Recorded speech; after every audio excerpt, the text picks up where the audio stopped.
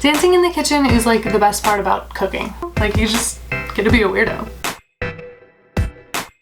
What's up everybody? My name is Kristen and today I'm going to be showing you how to make your own almond milk at home. It's really easy, it's really tasty, and it's really good for you. So I'm really excited to be sharing this with you guys. If this is your first time to my channel, then welcome. I'm going to be posting lots of recipe videos, what I eat in a day videos, some daily vlogging, DIY beauty tips, tips on mindfulness and health, nutrition information, and exercise, self-love, self-care, lots of stuff. I'm going to be posting lots of stuff on this channel. If you're interested in any of that stuff, please make sure to subscribe to my channel so you don't miss out on any of the awesomeness that is about to go down. So yeah, let's just get right into it. Alright, so let's talk about the ingredients that you're going to need to make your almond milk. You're going to need 1 cup of soaked almonds. I just soaked these overnight. Just make sure you use enough water to cover them by 2 to 3 inches because they will soak up some water and expand. I also added a 1/4 teaspoon of salt in here as well and just let it soak overnight. And then in the morning, you just drain them and rinse them, and they'll be all set to go. Soaking them makes them easier to digest, makes them taste a little bit better, and it's a lot easier to blend them up in the blender when they've been soaked overnight. The next thing we're gonna need is 4 cups of filtered water, 3 to 4 pitted medjool dates. If you can't find medjool dates, that's totally okay. Regular dates will work as well. You just wanna make sure you soak them for a while before, like 10 to 20 minutes in some hot water. Medjool dates can be found in the fresh section near the produce usually. They're really plump and they're really soft and kind of caramely. They're a really good snack on their own or dipped in like a little bit of almond butter or peanut butter. It's like the best thing ever. They usually have pits in them, so you just want to open them up, take the pit out. Don't forget that. It's really bad if you put a pit in your blender. They just kind of lend a really delicious sweetness to the almond milk.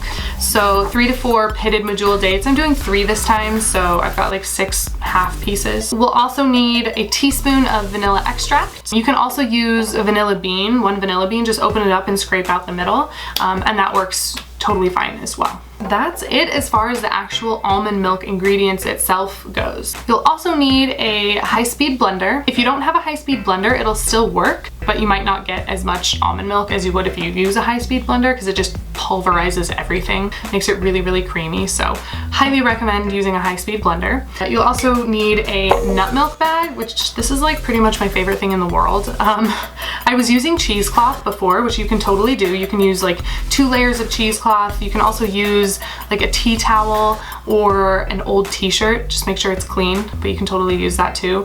But this nut milk bag is amazing. It is by the company Ellie's Best, and I'll leave a link in the description box below. It really gets your almond milk like amazingly creamy. You'll also need a glass jar so you can store it in the fridge. All right, let's get into making the yummy almond milk. So the first thing you are going to do is you are going to pour your 4 cups of filtered water into your high-speed blender, followed by your 1 cup of soaked almonds. The next thing we're going to do is add in our medjool dates. So I have 3 medjool dates.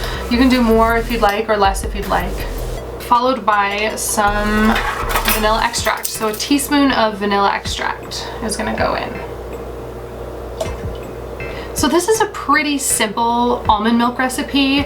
I tend to make mine a little bit sweeter with the medjool dates and the vanilla because I pretty much only use my almond milk in smoothies and topping off oatmeal and stuff like that. Doing it for more savory recipes like soups or things like that, then you can omit the dates and the vanilla, or you can adjust it to taste. You can also add in lots of other stuff like kale and spinach, and you can make green milk. You could add in cinnamon and nutmeg. If you don't have medjool dates, you can totally add in maple syrup instead. You can add cacao or cocoa and make it like a chocolatey type milk, which is delicious. You can add in fresh strawberries, make like a strawberry milk. So the options are really, really limitless here. I'm just showing you guys a pretty basic smoothie kind of almond milk type recipe. So after you have everything in your blender, you just want to pop the lid back on and let's get this started.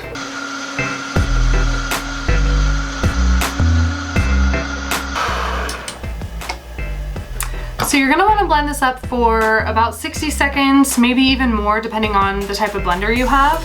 A good way to check is just to open it up and it'll be kind of foamy and creamy looking on top. I'm gonna let this blend for just a little bit longer to get it even more creamy, probably just another minute, and then we'll strain it in our nut milk bag.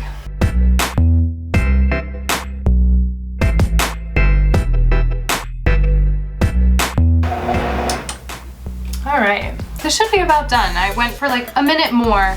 Oh yeah, that is nice and creamy on top. You can see how it's like foamy and frothy and creamy and it looks like it's all mixed up. My blender actually gets warm to the touch because it speeds up so fast. So that's another good indicator that it's really blended up well, is that it'll feel a little bit warm to the touch. So yeah, let's strain this out and get to the good part.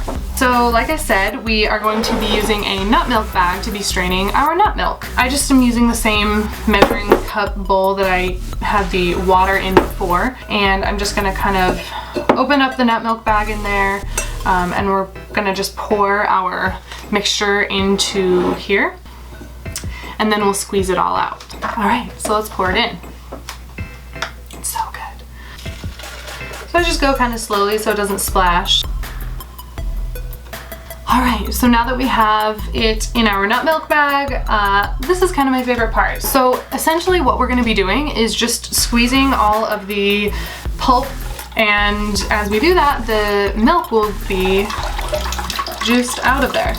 So you just wanna squeeze gently and you will see all of this delicious nut milk coming out. It takes a little bit of time, but it's totally worth it.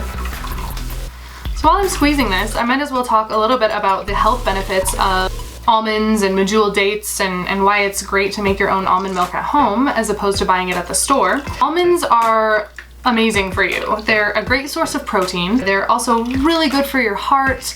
They help lower your cholesterol and stabilize your blood sugar. They're high in vitamin E and antioxidants. So almonds are really, really good for you, especially raw almonds, which are what I used. And then the medjool dates are also great for you too. They don't taste like they're good for you, but they're actually optimal source of energy for your body. They're really low in fat. They're high in carbohydrates and fiber and vitamins. They have a lot of iron in them. They're full of naturally occurring sugar, which your body loves to use as its primary fuel source. Dates are amazing. And as far as why I like to make my almond milk at home as opposed to buying it in the store, not that I don't buy it in the store, sometimes I'll buy almond milk or coconut milk or hemp milk or cashew milk, but if you turn it over and look at the ingredients, you'll notice that there are often a lot of preservatives and thickeners like carrageenan and things that you just really don't want to be putting into your body. So when you make it at home, you know exactly what you're getting. It's usually a lot cheaper. The one thing I will say is that homemade almond milk is not fortified like the milk that you buy in stores. So the non-dairy milk that you buy in the stores is usually fortified with vitamin D, which is something that is super important for us to all be getting. So I highly recommend taking a vitamin D supplement. Anybody, I really think, unless you're spending a lot of time outside, a vitamin D supplement is a good idea. But just be aware that if you switch from buying it in the store to making it at home, then you are gonna be missing out on a little bit of the fortified nutrients that you're getting, but you're also not getting a lot of the stuff that you don't want as well. So I just feel like making it at home is better, and it just tastes a lot better too, and you can customize it however you'd like. So that should be about done squeezing. And then you can also save this pulp too. You can compost it, or you can save it, or you can toss it if you don't need it.